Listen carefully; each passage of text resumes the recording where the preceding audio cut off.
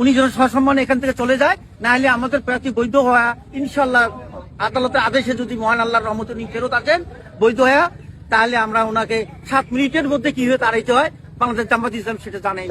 গণবিরোধী বাংলাদেশ সংবিধানের অনুচ্ছেদ 66 দফা 2 গ-তে উল্লেখ আছে যে কোনো ব্যক্তি সংসদের সদস্য নির্বাচিত হইবার এবং সংসদ সদস্য থাকিবার যোগ্য হইবেন না যদি তিনি কোন বিদেশি রাষ্ট্রের নাগরিকত্ব অর্জন করেন কিংবা কোন বিদেশি রাষ্ট্রের প্রতি আনুগত্য ঘোষণা বা স্বীকার করেন, সেটা বলা আছে সংবিধানে। এবং আপনারা জানেন যে আরপিও যে 14(3) ধারা, সেখানে বলা আছে যে অধিকতর যাচাইয়ের জন্য আরো যুক্তিসঙ্গত যদি কারণ উনি পায়, উনি অধিকতর যাচাই গ্রহণ করতে পারে। তো সেই প্রেক্ষিতে আমরা ওনার এই ডকুমেন্টটি 2 তারিখে যেটা আমরা ওই উন্মুক্ত ফোরামে উনি জমা দিয়েছিলেন সেটা যাচাই বাছাই করেছি, করে আসলে এই ক্ষেত্রে আমরা আসলে এটার সঠিকতা পাইনি এই কারণে যে আসলে সরাসরি ইউকে এমবাসি থেকে ওনাকে বাতিল হয়েছে কিনা বা পরিত্যাগ করা হয়েছে কিনা এই বিষয়ে কোন প্রমাণপত্র আসলে সরাসরি আমরা পাইনি। তো ওই জন্য ওনাকে আমরা সময় দিয়েছিলাম আজকে পর্যন্ত। তো যেহেতু এই 2 তারিখের পরে আসলে কোন প্রকার কাগজপত্র আমাদের নেওয়ার সুযোগ নাই হলফনামায় বা মূল নথিতে, কিন্তু আরপিও ধারা 14(3) অনুযায়ী আমরা সময় নিয়েছিলাম।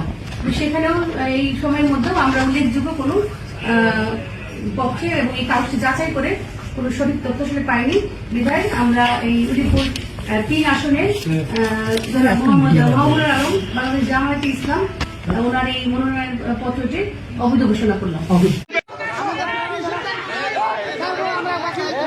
এই কোন স্টোন থাকবে না, কোন স্টোন থাকবে না। আওয়ামী লীগের দালাল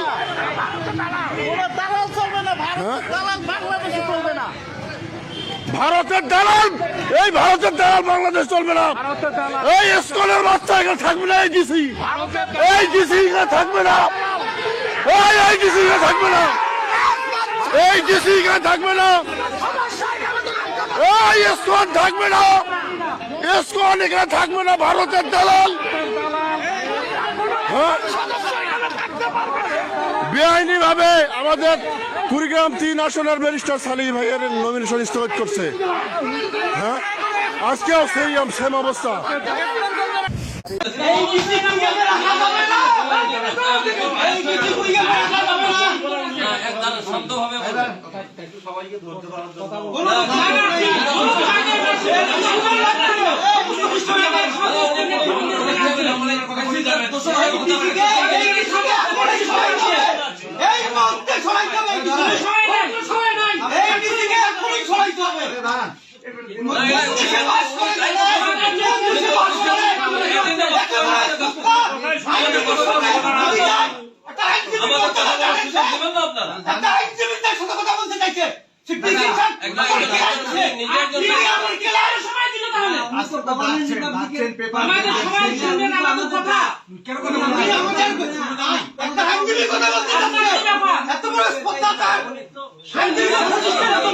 মানে আপনারা আমাদের কথা হলো